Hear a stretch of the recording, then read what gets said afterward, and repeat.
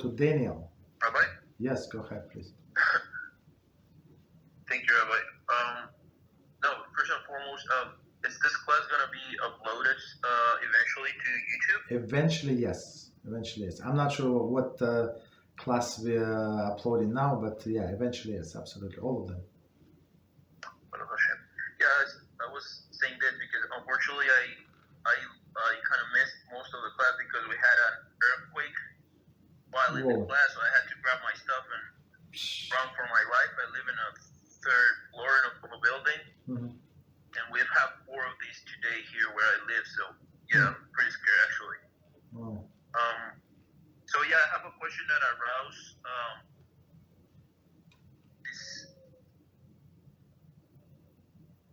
So when there's like collective punishment, like does the punishment vary depending on the type of sins that the people make? Because I believe it's not the same like an earthquake from other type of natural disasters, so such as fire, floods, and the like. So is this type of like this type of punishment are kind of tied to some specific sins that the people make? I think it does. I just don't remember the Talmud actually discussing this specifically earthquake. So especially in some areas, the earthquakes are more common than in other. So in some places there is almost no earthquake, or like very light ones. You understand? But for sure, HaShem is it says in the Gillim many times. So HaShem is shaking the world to wake up. To wake up, I'm not happy with you. So it could be the whole country, the whole region, the whole nation doing something wrong. So what is wrong? I mean, if you see the news, most likely it's more than obvious what people are doing wrong, what people are saying on the street, the way they go against HaShem. You understand? Somebody left us a message today on the YouTube channel. On our clip that the women have to dress modestly. So this lady said it's not the ancient age. It's like it's not Stone Age. Or that's what. Well, you got stuck. So she said something like that. You got stuck in a Stone Age. You understand? So she's probably walks like a cow. Like a cow is not embarrassed, and that's fine with her.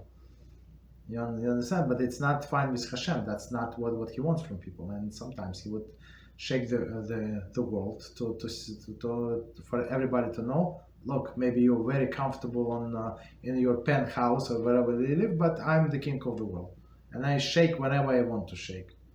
To scare you. So to be scared is good. So maybe when people were running down, when they maybe would stop elevators, let's say, I'm just making up, right? From the 9th floor, so they were a little more humble than before. They're not in control. Okay. That's Thank you. That's a good question. So, but yeah, the people have to draw the conclusion, and I think in Talmud Brachos, so it says that every time that natural disaster occurs anywhere in the world, so a Jew has to understand that Hashem is sending message to me personally, to the Jewish nation.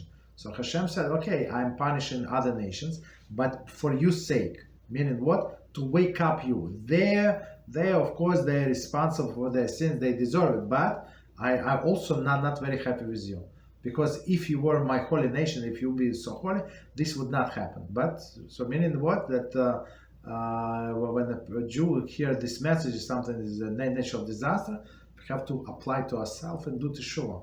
So some introspection and see what's wrong with us. So for sure, like if we spend 3.5 minutes, so we find many things wrong with us. Even if you just analyze our days, how we behave, how we can, somebody needed our help, did I call right away, or I waited half an hour to be a little not available.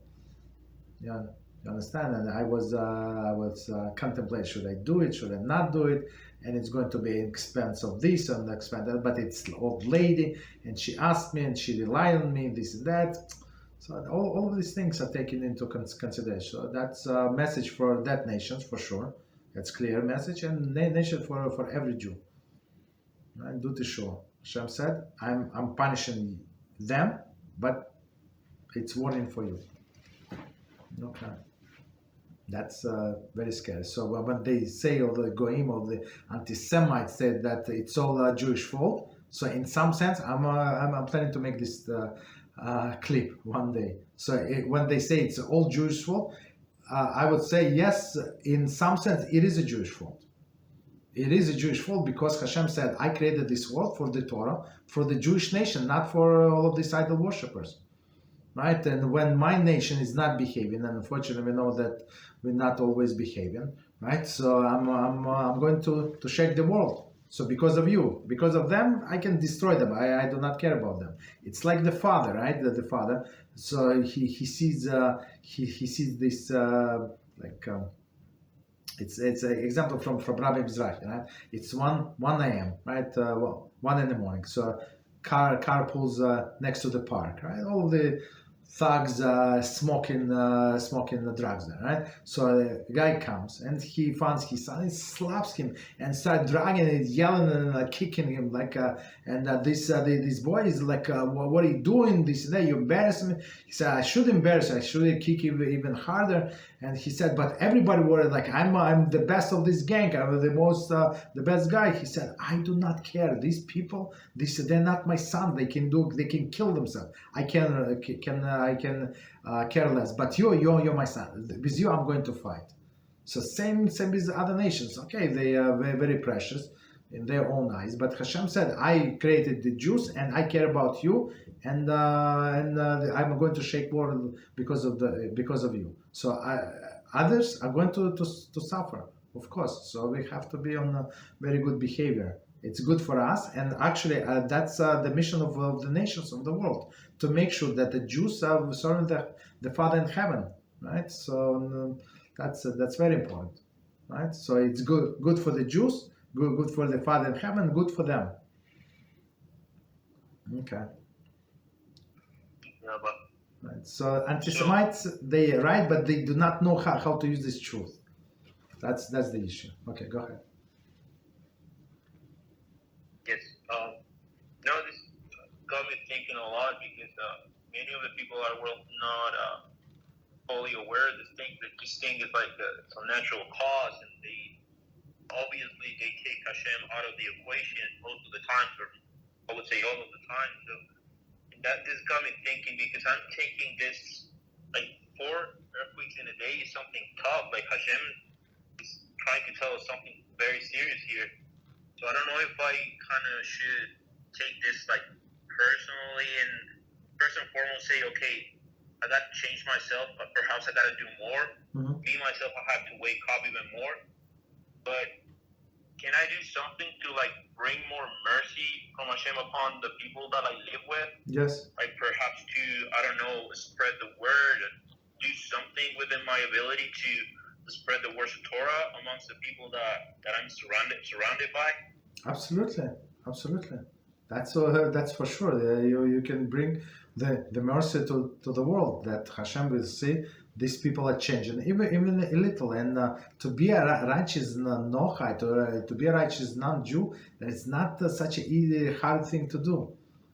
You understand? So if they even stop worshiping idols, start dressing modestly, stop cursing, stop this, stop that. So that's a big positive step. Absolutely, all of us can affect the world, right? All of us, absolutely. So we bring holiness to the world, and it affects our surrounding.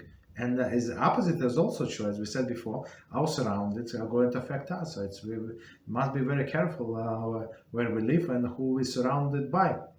So, for example, if a person cannot move and he's stuck or she's stuck, wherever they're stuck, but you can limit your interactions with people to the minimum, or wicked people. As we learned just recently in different class in Talmud Megillah, when it says that one person, it was Talmud Megillah, when it says when you look at the face of the wicked people, it's going to shorten your life. So people will watch the news about this guy, wicked person, that politicians, I don't know, all of these wicked people. So it's actually, it's not, beside that, it's going to give you depression and nightmare. So it's going to short your life. So we try not to look at these wicked people. So forget about the modesties. Forget about that. Is like, let's say it's man and he dressed in a three-piece suit, right? Still, do not look at them. Understand?